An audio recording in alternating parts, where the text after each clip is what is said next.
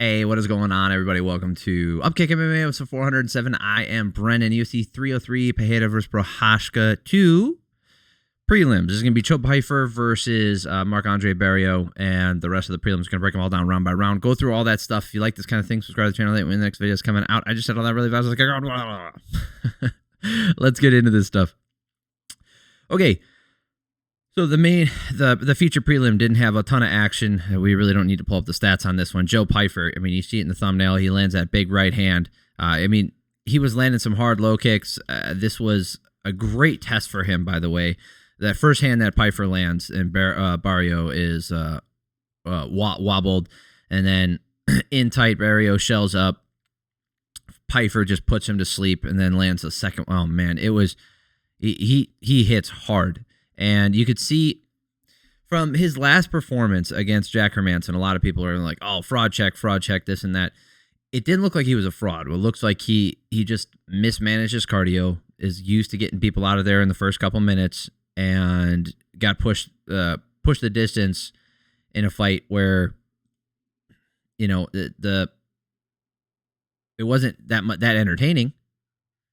But Jack Hermanson just, you know, that's the veteran mindset that you have there. It's like, listen, I know this guy's going to come out hot. I'm going to let him cool down, let him settle in here, and then let's see how he handles it in the second and third rounds. And that's what he did. So they give him Power Bar over here, who is famous for his cardio, great chin, and, you know, he's tough to put away. And Pyfer takes his time, and yeah, once he did get that hard shot that he landed and he rocked him, he went for the finish. And if Barriault found a way to survive that, maybe Pyfer goes into the exact same scenario that we've seen already. So this was a great stylistic test for Pyfer, but we didn't get to see Pyfer tested the way that it could have, right? And the thing is, you might not until you put him in there with the better guys who can handle that power, right? I mean, you put Anthony Rumble Johnson, when you're putting him in there with everybody, he's knocking... Good God, he knocked Glover Teixeira's tooth out and put the tooth on the moon. He's putting people to sleep. I mean, yeah, there was a headbutt, and then he got the finish against Gustafsson, which kind of sucked, but just everybody. And then he put him in there with DC. DC takes the punch, wrestles him down, and gets the finish. Does that 2 fights. So, you know, sometimes the only way to test these prospects, these guys with this power and this world changing overhands, that is to put them in there with guys who have seen that before, can handle that kind of stuff, and are willing to go the distance with them. And it's hard to work your way up because you're just going to be putting people out, and then all of a sudden you get a Jack Hermanson where it's like, okay, well, I wasn't able to do it. Now what? So hopefully Pyfer has kind of put things together, and he slowly works on that kind of stuff. And he said he was sick for that first one. He doesn't want to say no. He says no excuses. You know, Jack Hermanson was the better guy, but you know, he's a scary dude, and I am excited to see what happens with him going forward. He hits hard.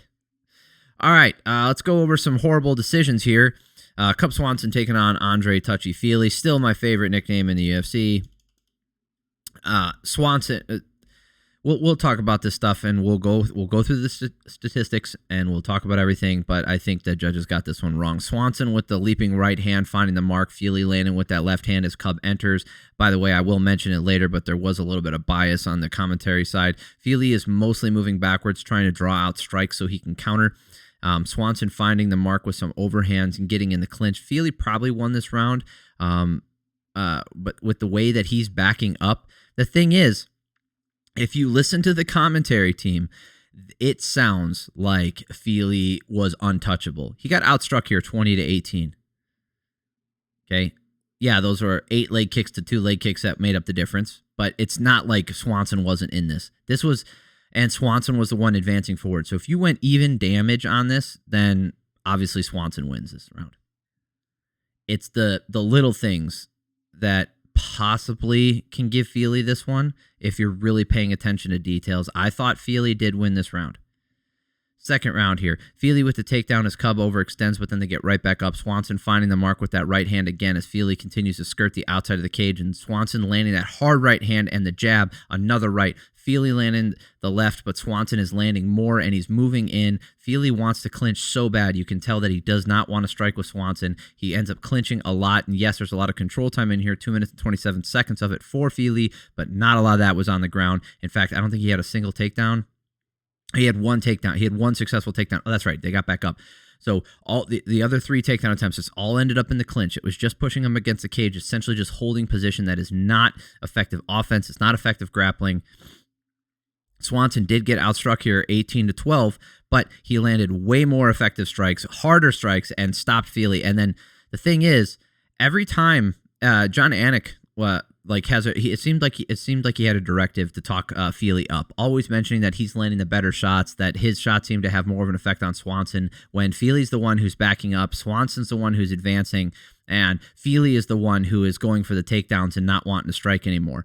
The other two comments, DC and Rogan kind of kept it even keel, and I appreciate them for doing that. When Anik seemed, like I said, it seemed like he had a directive. Maybe he just had something in his head. Maybe the UFC asked him to. He is a company man, and I wouldn't put it past him. This is not his integrity. It's not like a call against your integrity. It's literally just the company that pays your bills and tells you what to do, like comes out and says, hey, can you talk up Fili? He's a younger guy, and we're trying to push him a little bit. Can you make sure the folks at home, see what they're doing? We know Swanson's on his way out of the UFC. We know that this is the end of his career. That's a conversation that I could see happening. They'll all deny it and they say it never happens, or that couldn't happen, or I'm my own man and I say what I want, and fine. Then you're just wrong. If that's the case, then you're just wrong, because that's not what was happening. Swanson landed more damage in here. This was 19-19. Both guys are landing. Swanson walking through them and keeps firing in this last round. Fili wants to coast and go on the ground, but Swanson just gets right back up and will not let it happen. Hard to call this one for Fili when he's backing up, taking huge shots. And I was like, at the end of this, I was like, fuck yeah, Swanson did it. The last round striking 31-30 in favor of Fili. So dead even on the numbers. But if you look at the damage that came from Swanson, this was not a close round. Go to the scorecards here. Mike Bell, who I often disagree with, scored it for Fili, the first and the last round. I wholeheartedly disagree. The first round I gave him. The second round, clearly Swanson. And the third round, I actually thought the second round was closer than the third round. The third round was clearly for Swanson. I don't know what the fuck Mike Bell was looking at there. Adelaide Bird gives the second 2 rounds for Swanson. That's correct. I hate that I'm agreeing with Adelaide Bird, but that's what it is.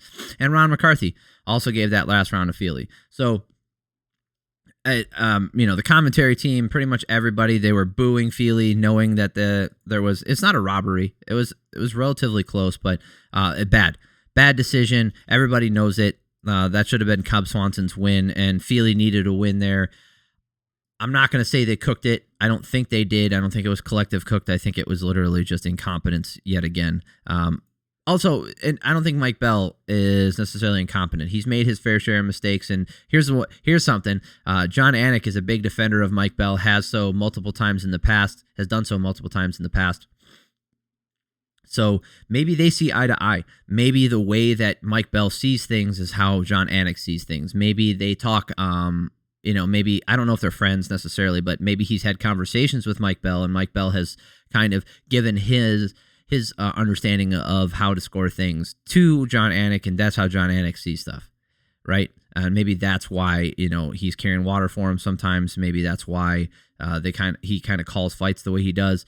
I don't know for sure, but that was Cub Swanson's fight. It's really unfortunate, especially when a guy doesn't have a lot of fights left in his career, that you're doing that. It's not like he's going to be, out here for another 5 years and can get this back and no one's going to remember this shit. It's at the end of his career and it's going to look like a loss forever, which fucking sucks.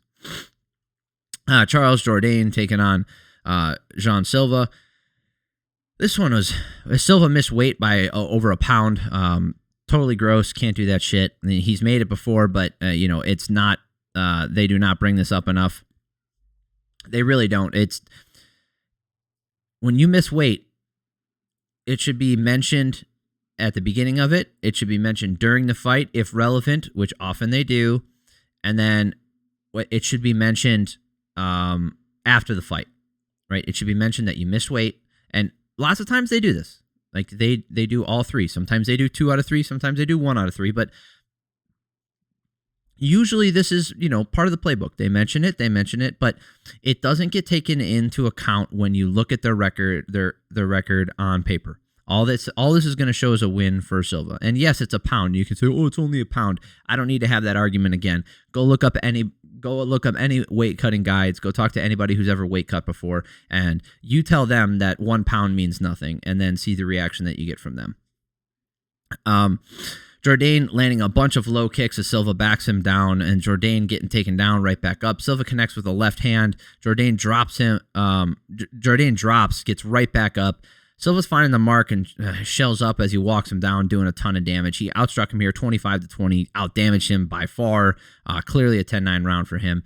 Last round, Jourdain fails on the takedown, then an uppercut, and then he falls down, but the walk-off is forced. The thing is, when you walk away from your opponent, the referee, I've spoken this before, the referee is forced to make a decision. Either he comes back together and tells you guys to re-engage, or he comes in and waves the fight off, but you're forcing the referee's hand. He did that in this case. He didn't see what he wanted from Jourdain. I don't think it was a bad stoppage. I'm becoming less and less of a fan of the walk-off. I think the walk-off is it's fun for theatrics and fun for replays and fun for highlights, but I say as far as effective fight-ending sequences, I'm not a fan of it. I'm really not, and it's not that I don't think it's possible. Like, obviously, you can knock a guy out cold and not need to follow up, but when you purposely walk away repeated, and you do this and it forces the referee's hand, I think it's artificially creating walk-offs. This one was borderline to me. It's borderline. I think it's a good finish, though. Payton Talbott versus Yanis Ghemmouri. Don't need to break down this one. Talbott lands a right hand and a counter and a big follow-up, and it's all over. Ghemmouri threw a spinning kick and didn't land, and there's just not much to break down. Talbott's really fucking good.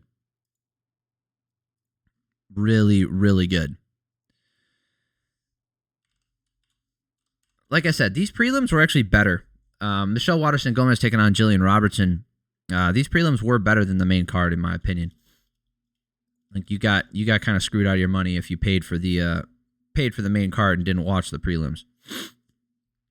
Robertson walking her down, keeping her the close distance. Waterson circling the outside, countering as she backs up. Robertson getting the body lock takedown. Really nice stuff.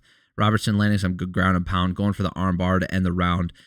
Outstruck her, out-grappled her, out-controlled her, just out-MMA'd her. And that's the end of that one. Robertson getting the same takedown right away in the second round, same as the first round. Lots of control time. Second round, she had 4 minutes and 49 seconds of control time. Does the same thing in the last round. Waterson got stuck in a guillotine at one point in this last round, but honestly, I gave, you can give that last round or the second round a 10-8. I gave it 30-26. Let's see, Saul D'Amato, Chris Lee, gave all 3 rounds 10-9. Ron McCarthy gave that second round a 10-8. That's doable. I gave that last round a 10-8, but you could give it either of the last 2 a 10-8. This fight, these ones are a little lackluster, but it is what it is. Andrei Arlovski versus Martin Buday. Boy, talk about getting shit on. They're talking shit about Andrei Arlovski, and okay, well, let's get through the fight first. Low kicks from both guys, and Arlovski, this is his staple at this point. Stay safe. Don't overextend. Don't get caught in firefights if you don't need to. Don't take a lot of damage. Get back, get in, get out, get your paychecks. And I've made this argument, I don't know if it was specifically for Andrei Arlovski, but I made this argument before. To say that a guy shouldn't be allowed to fight because he's only doing it for the money is ridiculous. And it's just like any other job. It just so happens that your job involves fighting. That's all it is. It doesn't mean you're going to be world champion. Not necessarily. In fact, it probably means the opposite. It probably means that you're not trying to be world champion, so it probably won't happen. but it doesn't mean that you can't put on performances. Was this entertaining? No. Was it competitive? Yeah. It was competitive, but not entertaining. Arlovski looks real squirrely. Lots of clinch work from both guys. 10-9 from Buday for this first round. Not fun to watch this one. Arlovski actually outlanded him in the second round. I gave it to Buday, but you could give Arlovski the second round. In fact, he outstruck him in every single round. Arlovski coming out with more volume using the jab. Buday knees him in the nuts in this last round, which was real nice. Can't kick an old man in the nuts. That's not cool. Arlovski had more shots and controlled this last round. I thought looking at this, he knows exactly what he's doing. Derek clearly gave that first round, last round to Arlovski. Saul D'Amato gave all 3 rounds to Buday. I think that's wrong. And Mike Bell gave the first 2 rounds to Buday and last round to Arlovski. Totally acceptable. It's one of those things, if you're not going to throw with intent to end the fight and you're just going to point fight, and the points are, I don't know. Here, I'll say this about Arlovski. Rogan was going pretty hard on him. I think it's, I don't think that's warranted. I don't think that's fair. They're talking about this isn't the highest level. This is not high level MMA. I'm gonna tell you this. If he was honest about what he was watching, a lot of times in the female division, a lot of times in the men's heavyweight division, he'd say that a lot. The reason he's saying it now is because Arlovski's older, and we've seen him perform differently. So it's just an expectation versus reality thing.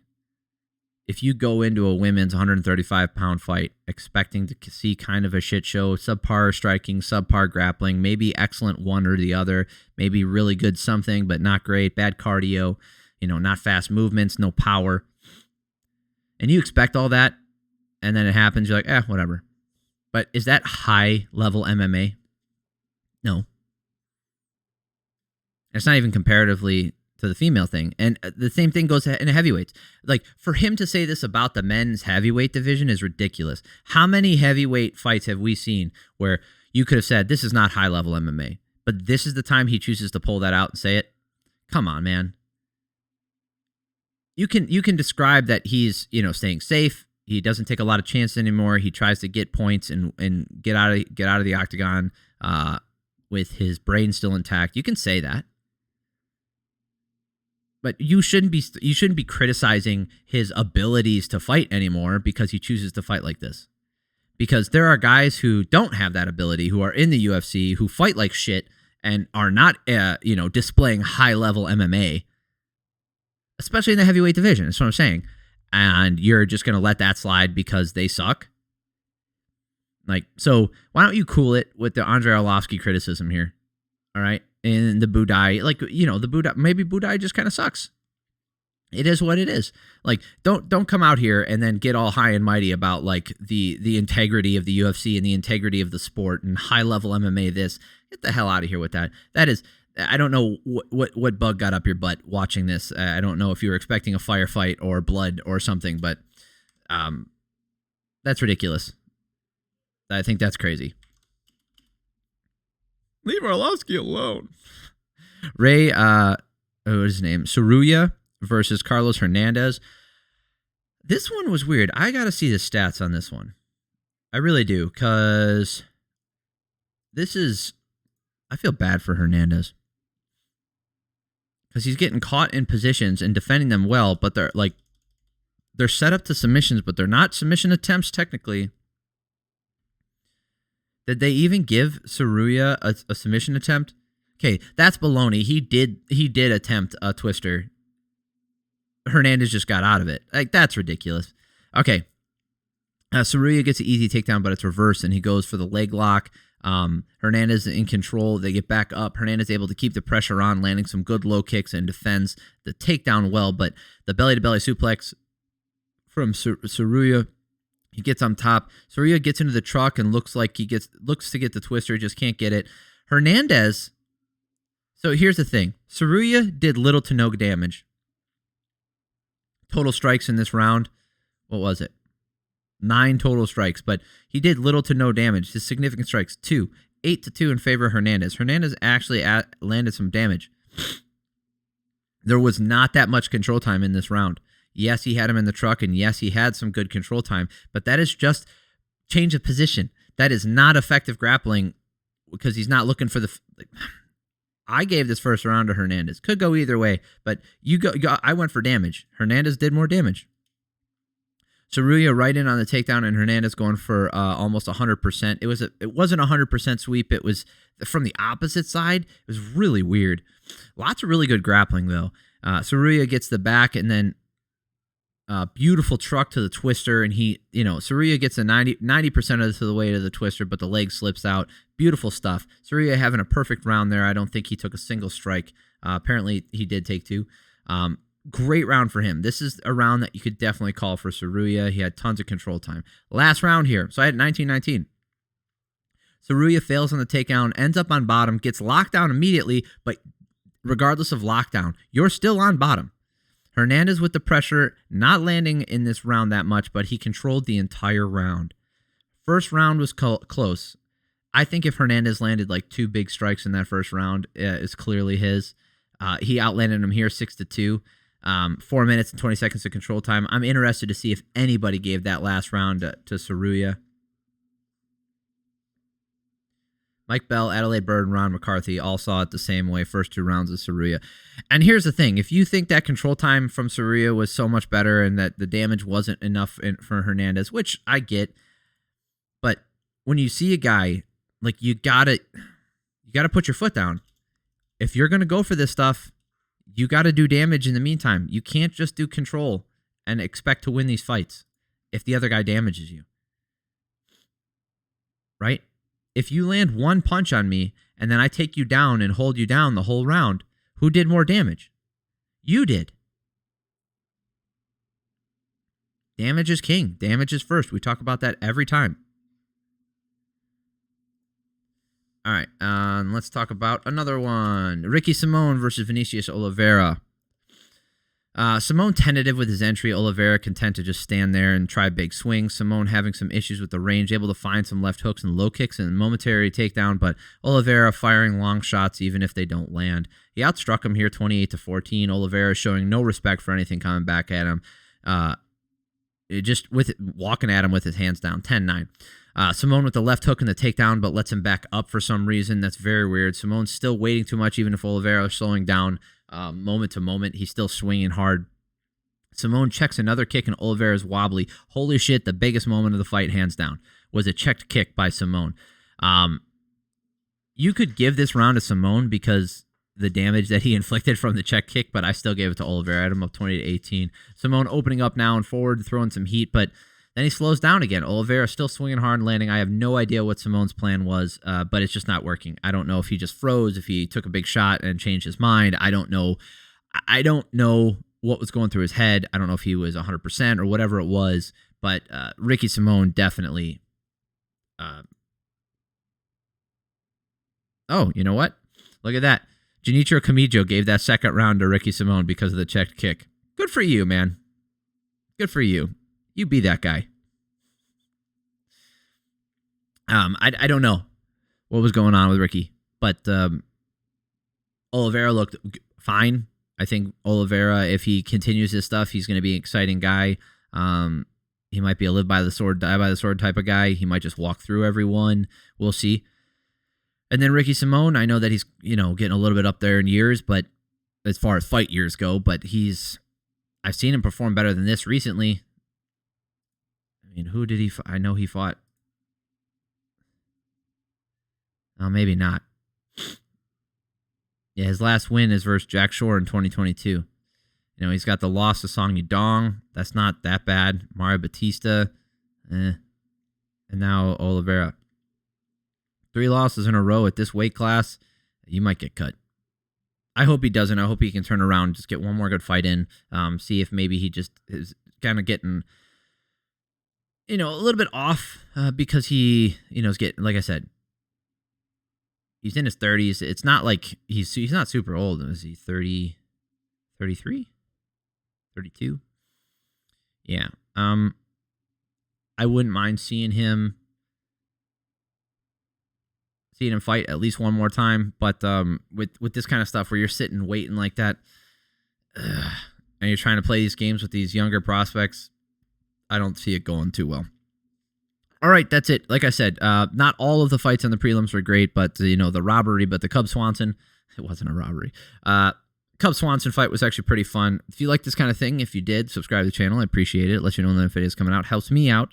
If you like this video, hit the like button. So I would definitely, if you made it this far, thank you so much for watching these. But I would go back and watch some of these fights on this card.